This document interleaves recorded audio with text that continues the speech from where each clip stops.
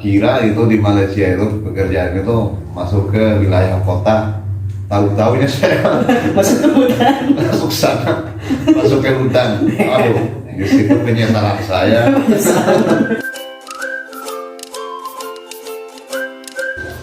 Assalamualaikum warahmatullahi wabarakatuh. Sahabat-sahabat, kembali lagi dengan saya Zainal Gitorki dan sahabat saya Iswanto dari Nusa Tenggara Barat di channel Z Bitorki. Pada kesempatan hari ini sahabat Iswanto tidak akan menceritakan tentang hal mistis ataupun kisah-kisah yang horor ataupun menyeramkan, tetapi pada saat ini beliau akan menceritakan tentang pengalaman hidup selama beliau merantau. Kepada beliau saya persilahkan. Assalamualaikum warahmatullahi wabarakatuh. Pertama-tama saya ingin perkenalkan diri saya yang disebutkan sama Ajay tadi. Nama saya Iswanto, saya dari NTB.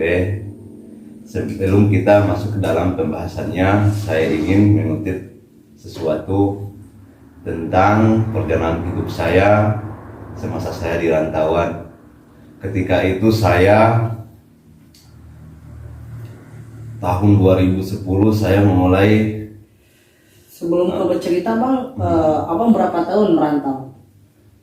Sudah ada 13 tahun saya. 13 tahun merantau gitu ya.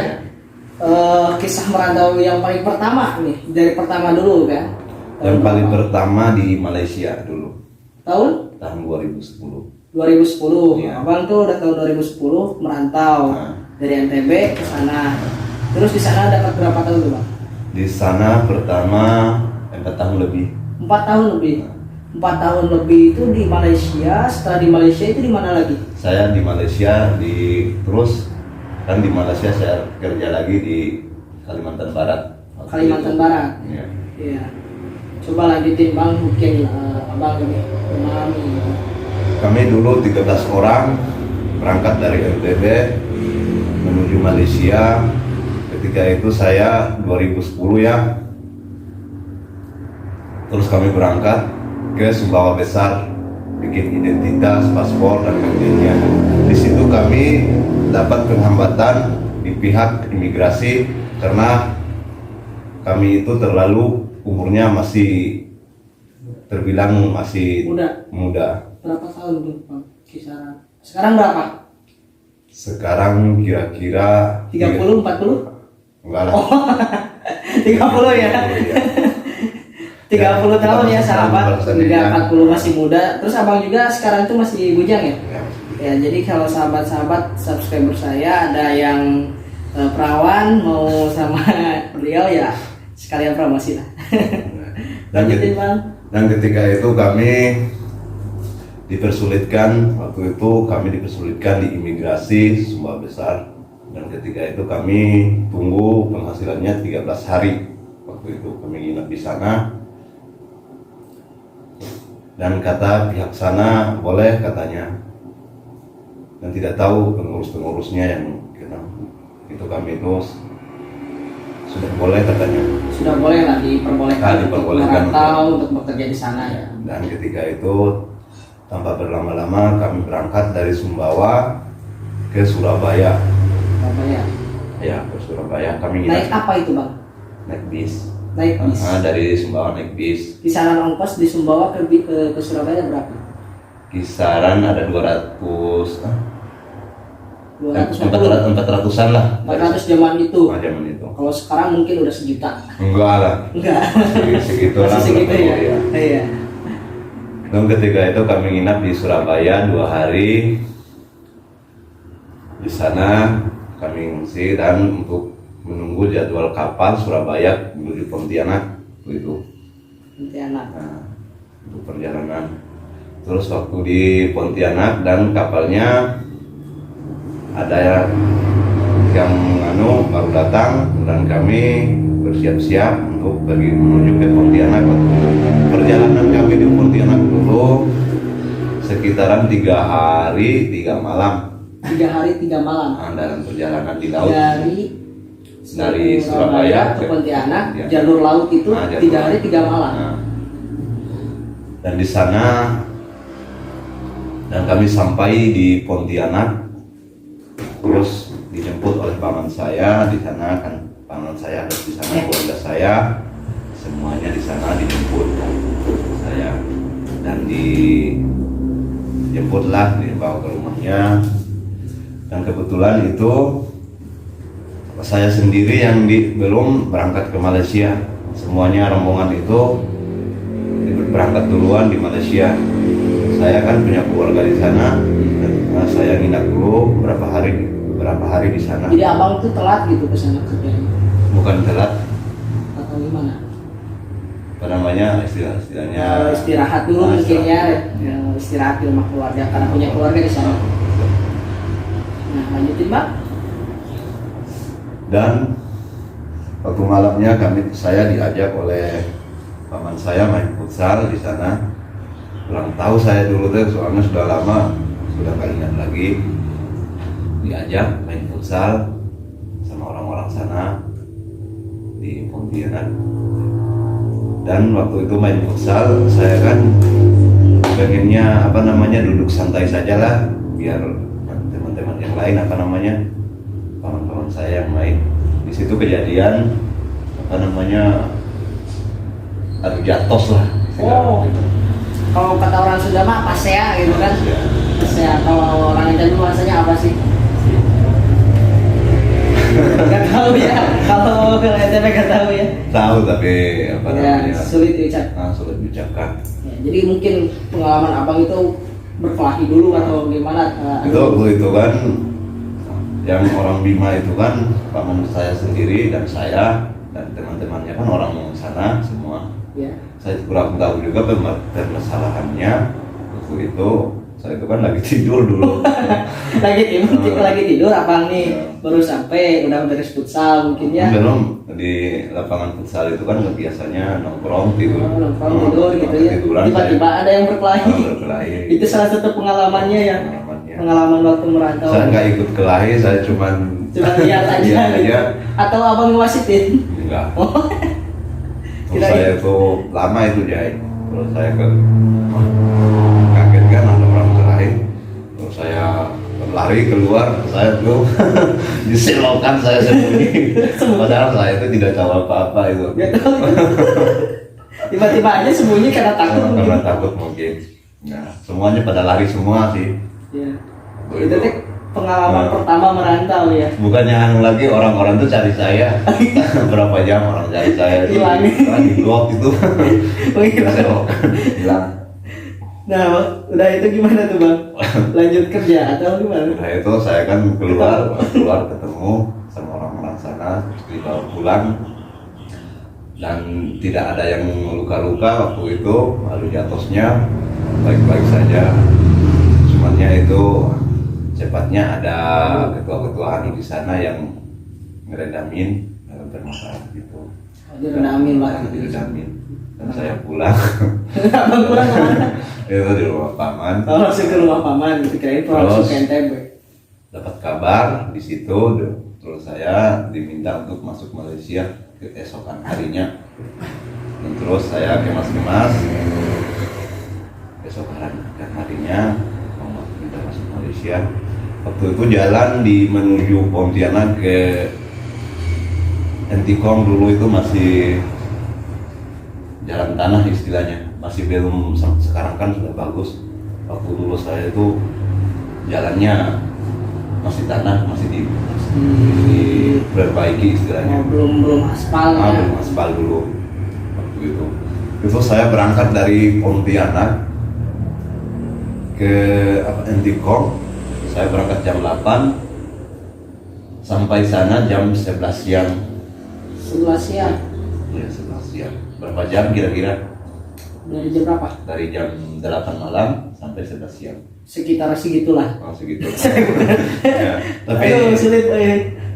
Sekarang itu lumayan lah, kan jalannya sudah diperbaiki. Ya sudah bagus lah, jadi agak-agak cepat gitu kan kalau sekarang mah. Terus ketika itu rupanya itu rombongan saya itu belum masuk ke Malaysia, masih ada di situ di perbatasan situ.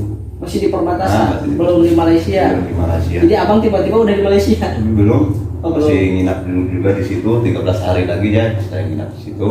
Iya. Teman-teman itu 13 hari saya dikirim oleh teman-teman saya di Malaysia rokok. Mau dikirimin makanan lah gitu diasup. Nah, dari sana kan kami lama di situ 13 hari. Terus waktu itu kami ke 13 harinya dapat kabar dari pihak agen, terus disuruh masuk Ya. masuk ke perbatasan, mau masuk ke Malaysia Oh. waktu itu. Terus masuk Malaysia sekarang itu kan biasa negara orang lain kan, takut Iya. saya jalan sendiri, takut. Pengalaman pertama gitu Pengalaman waktu pertama. abang merantau. Apalagi itu kata agennya kita ini harus pagi berpencar-pencar untuk masuknya. Berkulit itu. Nah, terus masuk itu kan jalan sendiri-sendiri, saya bawa paspor masuk. Yang namanya saya kasih apa namanya kasirnya kasir. ke situ. Nah, diperbolehkan masuk. Aman lah gitu kan. Di sana kerja apa tuh bang? Itu kan Pertama kali. pertama kali saya kerja sawit ya teman-teman. Oh kerja sawit ya. Yang lucunya saya itu Apa saya tuh tidak- lucunya? dulu kan saya tidak tahu, masih minim kan itu Iya. pengetahuan dulu. Gimana? Saya kira itu di Malaysia itu pekerjaan itu masuk ke wilayah kota. Tahu-taunya saya Masuk ke hutan. masuk sana, masuk ke hutan. Aduh, di situ penyesalan saya. Salah tempat. Salah tempat. Kirain kerja ke luar negeri itu enak. Tapi yang anunya lama-lama di sana saya apa namanya makin betah istilahnya. Ya, Makin betah kan di sana juga banyak teman kawan-kawan. Ramai lah istilahnya. Biarpun di hutan tapi ramai ya. Ya, ramai di sana. Ramai. Itu penyesalan saya. Jadi penyesalan beliau ketika Masih merantau itu umur kirain di kota. bujangan. Bujangan, Bujangan. kirain di kota, malah di hutan. Dulu saya sampai di Simpang Beldi, ini di Batu Niah ya, Simpang Beldi di Suwai. Ya. Saya masuk di ladang Mega Juta Mas dulu.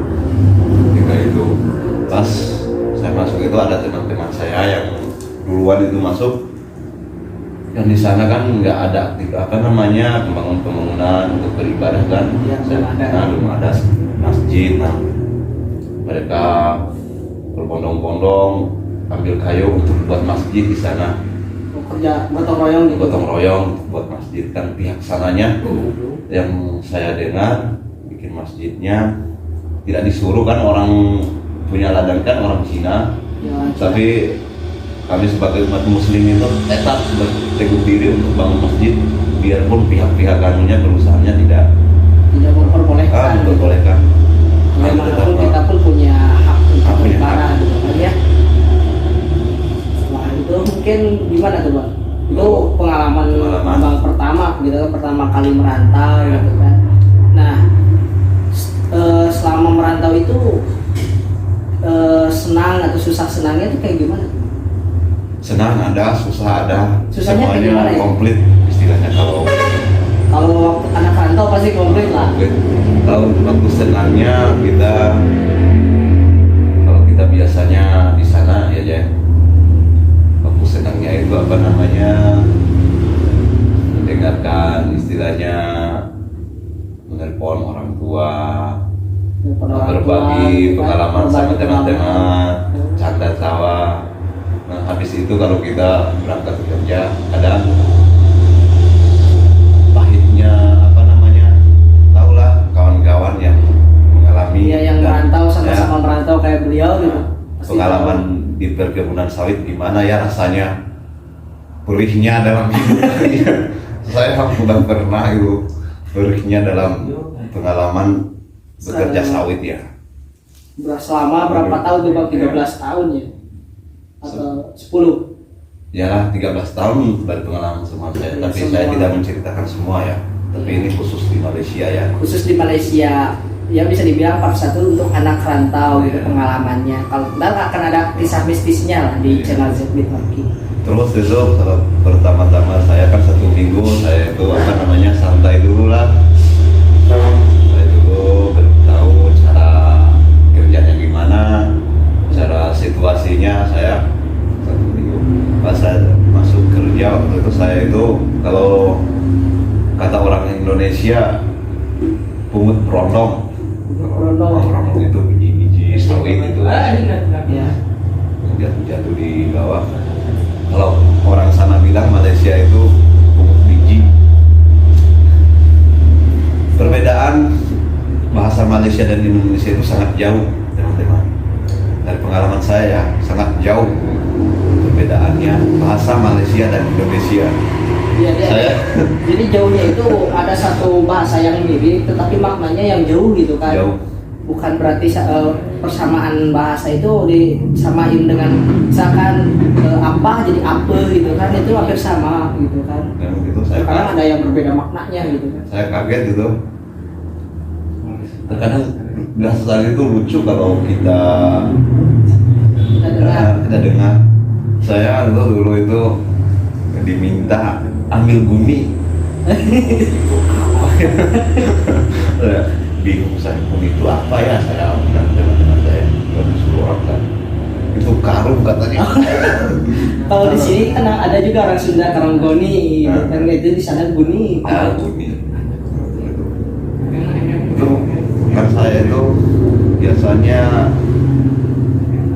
berkomunikasikan untuk teman kerja teh, apa namanya, mandor-mandor kan, orang-orang sana. Katanya, bila kamu masuk kerja, saya bingung bila masuk kerja. Di Indonesia kan bila kan, Jadi istilahnya- nggak ada bilang kamu masuk kerja itu kayak nggak kalau ada bila apa orang gitu. sana itu kapan Oh kapan? kapan kamu masuk kerja gitu. Jadi Kalau kita di Indonesia kan bilang kamu masuk kerja kan nggak nyambung gitu. nggak nyambung. Jadi pengalaman abang waktu pertama kerja itu bingung ya, Iya. bingung dalam bahasa gitu, terus bingung juga kirain di kota ternyata di hutan gitu, Ini air minum percuma untuk kamu katanya. ternyata gratis untuk kamu Gratis gitu untuk kan. kamu di sana. Itu banyak perbedaan bahasa Malaysia Indonesia itu sangat jauh saya rasa, dan sangat lucu dan sangat Ya pokoknya seperti itulah. Jadi seperti itu. Dan pengalaman waktu itu beliau saya itu kerja, saya dapat gaji waktu itu berapa bang? pertamanya ada 500 ringgit lebih. Berapa kalau dirupiahin total? Itu waktu itu 1 juta lebih kalau nggak salah ya.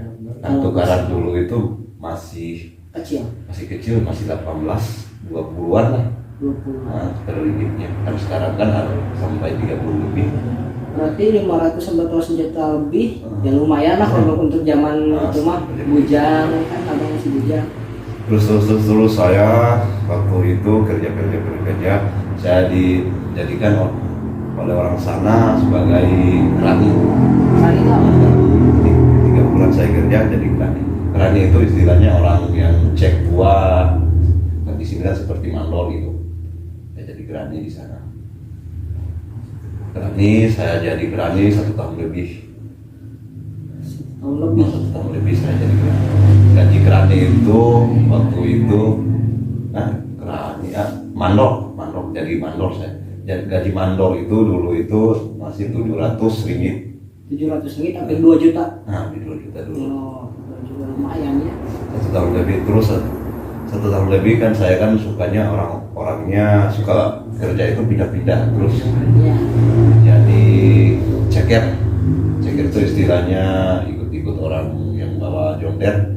Oh Nah, iya. jonder itu kan biasa. Iya, supir itu ya, Ah. mobil. Nah, itu sampai saya pindah ke ladang lain.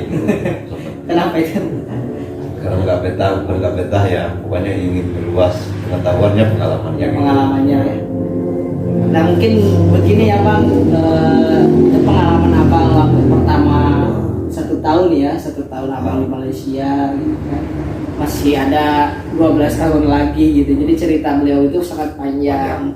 Jadi kalau misalkan sahabat-sahabat penasaran ya tonton terus di channel Zepin Orki bang, karena setiap seminggu sekali setiap saya mengupload itu akan ada beliau gitu untuk saat ini, karena ya saya merasa bahwasannya beliau itu sangat menarik gitu untuk dibuat kisah-kisah yang mau bermotivasi gitu, terus pengalaman-pengalaman hidup yang sangat luar biasa gitu kan, karena beliau itu anak rantau yang sekarang itu beliau sedang merantau di Raja Mandala.